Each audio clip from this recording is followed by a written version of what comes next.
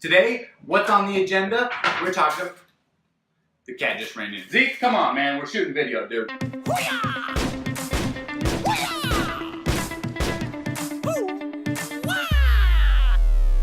Hey, everybody. Welcome to the place to create the best mind and body you love. Today, what's on the agenda? We're talking.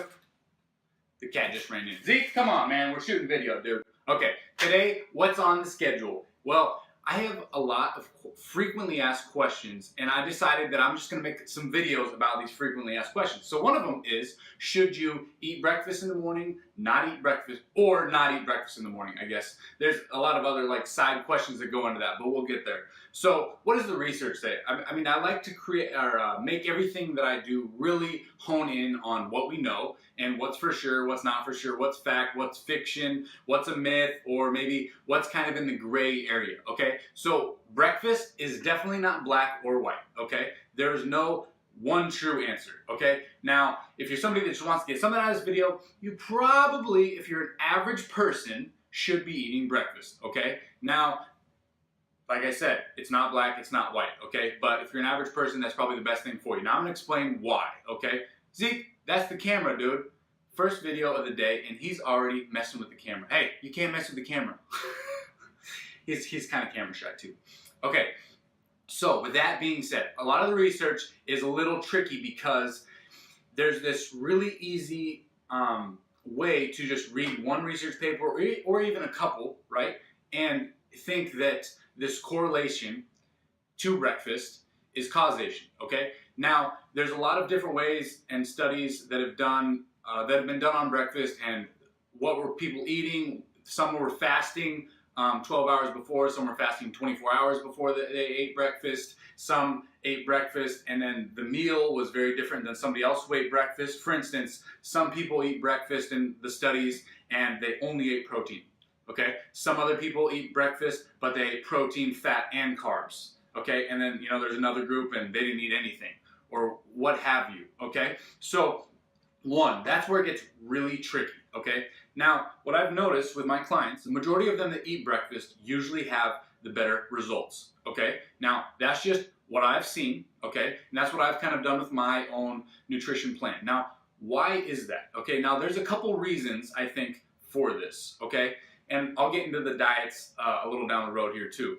But the reason why most people see better results when they eat breakfast versus when they don't eat breakfast, okay, is because that breakfast is going to do a couple different things for you. Now again, we're talking about breakfast. It's a very generalized term. What does breakfast even mean? Is it a shake? Is it only protein? Is it protein, fats, and carbs? A lot of things are going into this, right? So when I'm saying breakfast, and I'm saying my clients eat breakfast, I'm talking about protein, carbs, and fat, okay? And then hopefully vegetables. I like to think of it in 4 ways. I look at a plate and look at it in those 4 ways, okay? Now, one reason why I think that they're seeing better results is because their satiety throughout the day, their satiation, and their fullness levels, okay, are much higher, especially going into lunch, okay? Now, if you work a 9-to-5 job, and again, this is a lifestyle factor, okay? That's another huge reason why this is gray.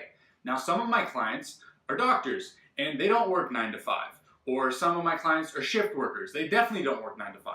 Right? So we have to look at their specific goals with their specific lifestyle factors, work is one of them, and then decide how eating should work for them too. So if you're watching this video and you're like, should I eat breakfast or should I not eat breakfast? Well, it's actually going to just depend a lot on your lifestyle factors, okay? Now I'm going to give you some general information that should help a lot, and if you really need to know more about lifestyle factors, go ahead and shoot me a comment, message me, whatever. Now going back to what I was saying about the fullness throughout the day, especially for lunch, okay? Now I'm going off just a 9-to-5 schedule, let's say a work day for the average person out there, okay? Now this schedule says, you're gonna go to work at 9 and work till 5, right? Okay, so if you're skipping breakfast, okay, that's fine. You think, okay, I'm gonna lose more weight, right? Okay, well, at the end of the day, really what totally matters for losing that weight, right? Or if you want to talk gaining muscle, but let's stick with losing weight for this example. You want to stay under a certain amount of calories and stay in a deficit, okay? Meaning your workouts and your calories, your activity. I shouldn't even say workouts, that's a little confusing. So all of your activity in the day, right? So me just sitting here doing nothing, right, is actually burning calories. My body is working right now, okay? Now some people sitting here doing nothing will burn more, and some people will do less.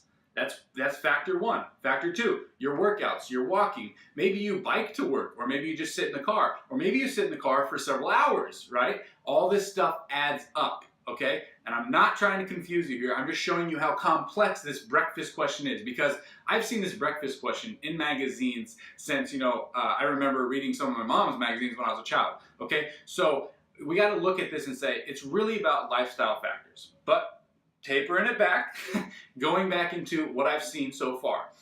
The people that skip breakfast in the morning, 9 to 5, and then they hit lunch, they're actually starving at that point. And when you're starving, you are a human, right?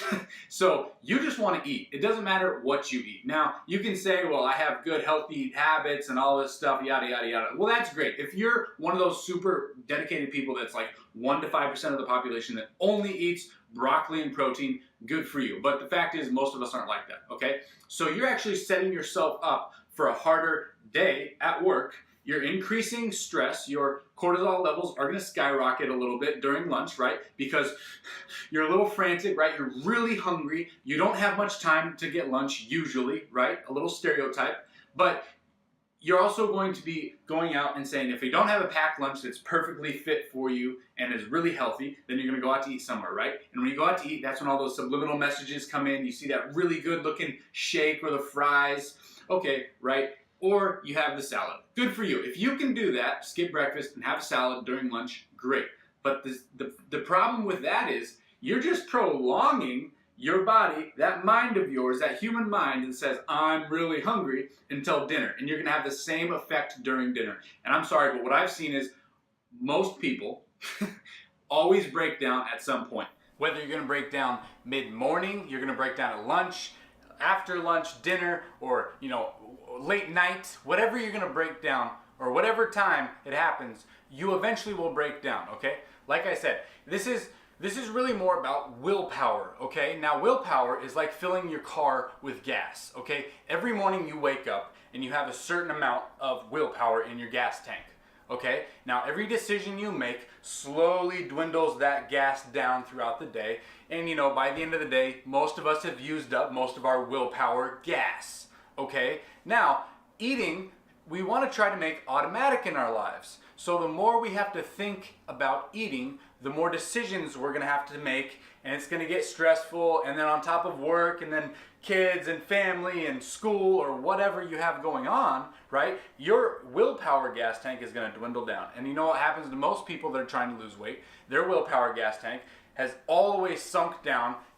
before they even hit lunch, okay? And then they're looking around and like, well, what am I going to eat? I should be healthy, but no, I just am so hungry. And you have all these hormones like telling you, no, we need to eat. And your body is smart, and as complex as our bodies are, they actually don't really care what we eat as much as they do is just getting fed, okay? So that's really important to remember, the willpower effect of that in your life, okay? And again, that's why it's a lifestyle management that we really need to look at in your life. And that's kind of, on a side note, why I'm trying to brand myself as a lifestyle manager, because I've noticed with personal training, we do corrective exercises, we do nutrition, I do all of this stuff, right? But at the end of the day, I have to look at the individual, you, okay? And I have to look at your life and all of the different factors that are at play.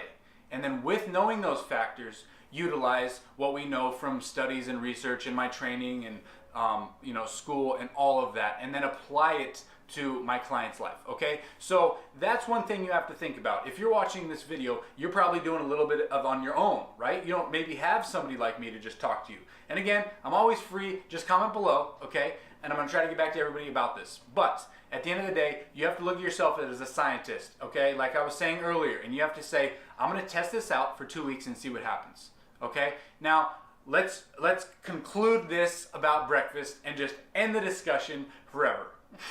It's a black and white. No, it's gray. It's a very gray. Should you skip breakfast or not? It's very gray, okay? Some people skip breakfast and do great. They have great physiques, they feel good, they look good, their mind's good, they're happy, they got a good mind and body, the whole thing, the whole shebang, right? But it seems like most people make life harder on themselves, struggle more, and don't hit their goals as soon as they would like when they skip breakfast, okay? Now that's me and my advice and what I've seen with my clients and other people's clients, okay? And just general population. I talk to people about it all the time, right? So think about that before you try to get rid of your breakfast, or think about it to maybe get back on breakfast, okay? Hey, everybody, thank you so much for watching this. I hope you have an amazing breakfast this morning or tomorrow morning, whenever you're watching this. As always, live life, and hey, please like this, comment below, ask some questions. Let's get a conversation going. I want to hear your comments about what I'm saying, if you jive with it, you know, and what you kind of learned from this, or if you have any questions about it, okay? And by all means, please share this with your friends and your family members, okay? Because again, what I'm trying to do here is share the wealth, right? I have this knowledge and I want to share it with you. I want to show you what works so you can improve not just your own life, but your friends and your family's life, right? Because we want that to just explode. Because I don't want to be walking down a sidewalk in America 20, 30, 40 years from now and see more people are becoming obese, unhealthy, diabetic, and dying young and early, okay? This is a call to action, not just for yourself, but for everybody, okay? We need to show each other the love and respect that we all deserve and share it with the world. Thank you so much, guys. As I was saying, live life. Good morning, Fit Freaks. Happy Hump Day.